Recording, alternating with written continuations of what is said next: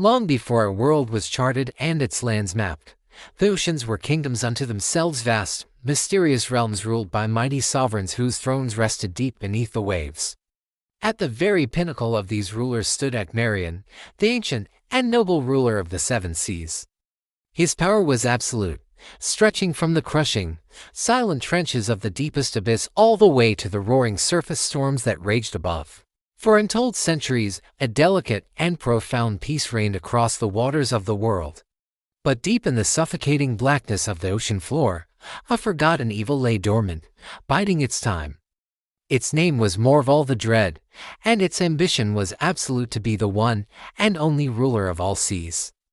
When Morvhal finally stirred from his long slumber, he did not rise alone. He brought with him a nightmarish army of abyssal monsters, creatures of shadow and fang born from the ocean's darkest nightmares. The onslaught was swift and merciless. One by one, the proud sea kings of the seven seas, who had governed their domains in harmony for ages, fell before Morvhal's relentless advance.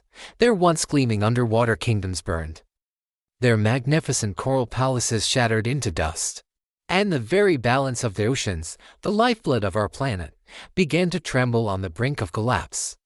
In a single, horrifying night of blood-red tides, Morvhal cornered and killed the great Akmarian, brutally ending the age of harmony. On that night, the oceans themselves screamed in agony. Far away, in the peaceful and sun-drenched island kingdom of Bahrain, a young prince named Sahir Al-Bahri was startled from his sleep. He awoke not to the sound of trumpets or alarms, but to the sound of the sea itself crying. Sahir possessed a rare and wondrous gift, one that set him apart from all others. He could hear the sea speak. Its whispers were his childhood lullabies, its roars his anthems.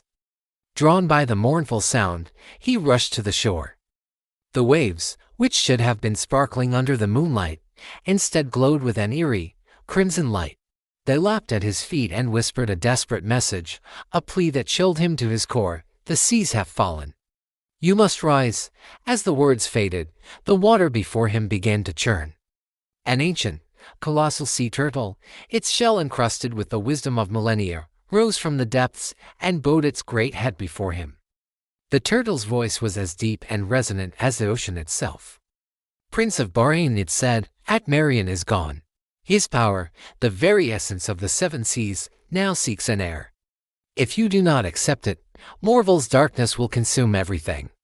He will drown the world of men and sea folk alike. Sahir was a scholar, a diplomat, a man of peace. He was gentle by nature and had never been made for war. But as he looked at the blood-red waves and heard the sorrow in the ocean's voice, he knew he had no choice. He placed his hand on the ancient turtle's shell, a silent vow of acceptance. In that instant, the world seemed to hold its breath.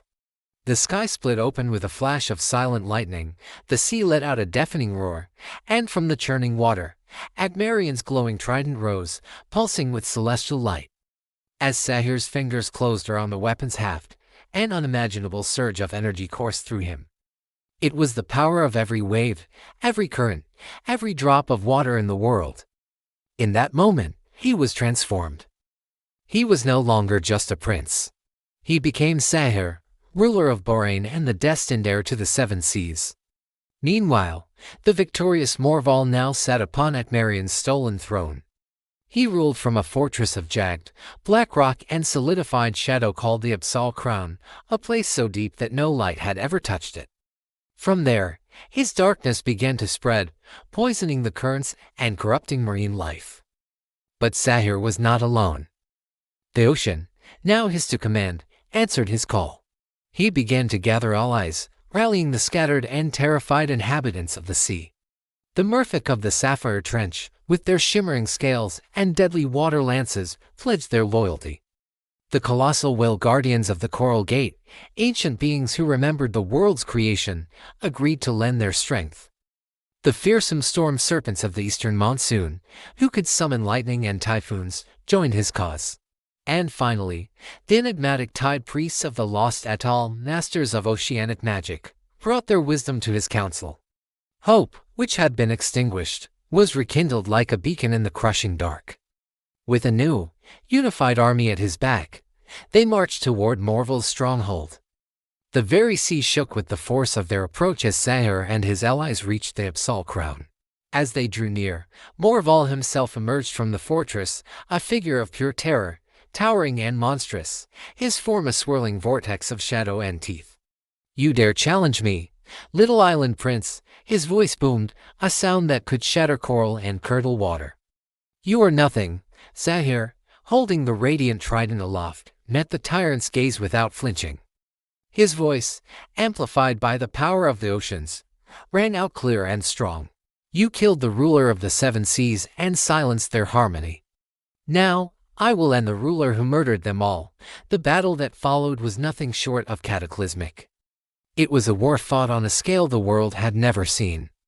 Titanic whirlpools, summoned by Morvhal's dark magic, swallowed entire armies. Sahir's lightning serpents clashed with shadowed beasts that crawled from the abyss. The very ocean floor buckled and split under the strain of their titanic struggle. It was a maelstrom of light against dark, of life against oblivion. In the final, desperate moment, as the fate of the world hung in the balance, Sahir saw an opening. With a final surge of will and power, he lunged forward, driving the glowing trident of Akmarian directly into Morvhal's black heart. There was no scream, only a deafening silence. The dread ruler dissolved into a harmless black mist, his pervasive darkness torn apart by the pure and yielding light of the seven seas. As the mist cleared, shimmering, ethereal figures began to appear in the water. They were the spirits of the fallen sea kings, their forms made of starlight and sea foam. Among them, at the forefront, was Akmarian himself, his spectral form radiating peace and gratitude. "Sahir of Bahrain," Akmarian's voice echoed, not with sound, but with pure thought. "You have avenged us. You have restored the balance. From this day forward, you are the guardian of the seven seas." Under Sahir's wise and just rule, the oceans flourished once more. The storms calmed, the poisoned waters cleansed themselves, and the shattered kingdoms began to heal and rebuild. The island of Bahrain, his home, became the heart of all ocean wisdom, a bridge between the world of the land and the world of the sea. And to this very day legend says that when the tide rises high in the quiet of the night, if you listen closely you can still hear the ocean whispering the name of its greatest protector. Sahir Al-Bahri, the guardian of the seven seas. Thank you for joining us on this incredible journey. If you love tales of epic heroes and forgotten myths, make sure to like this video and subscribe to our channel for more stories from the depths of history and imagination. We'll see you in the next one.